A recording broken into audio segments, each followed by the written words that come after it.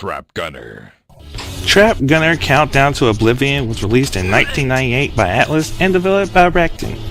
You take the role of one of 6 gunners as you make your way fighting the others in hopes of taking down Steel in the final showdown. Now, as the name suggests, you will be fighting with traps and guns. Well, mostly traps, since that's kind of the gimmick of the game. Each character starts off with a number of traps, and you get more in each stage as they appear. Even though it looks like the characters are moving slow, there are plenty of things to keep you occupied as you're trying to blow up your guy. Trying to make sure you're not caught in a trap, looking at the radar for enemies and more items, and figuring out a good place to put your own traps. Now, the good thing about having a variety of traps is that you can set up combos and Rube Goldberg type setups for them. It's great to see the enemy go on a ramp and then springs forward into a mine. Pure poetry.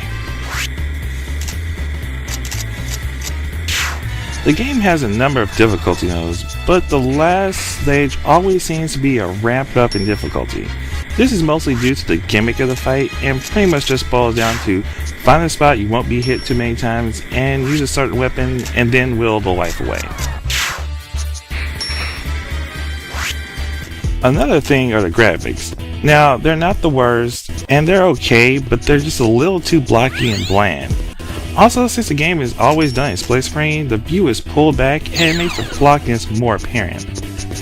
Now, not every stage is just about blowing people up. There are also ones that are find the object or defuse the traps in the stage sprinkled out through there, so at least it alleviates some of the monotony.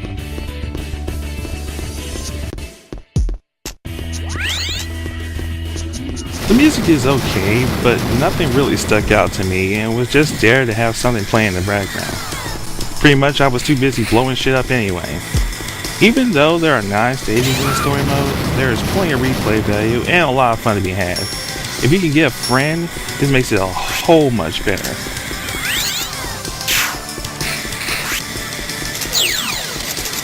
The pros: fun, fast-paced, but still strategic action. A good variety of traps and a solid presentation. The cons: bland music, a stupidly gimmickly final boss, and some letdown in the graphics. Overall, still a game to play. Well, that's all for today.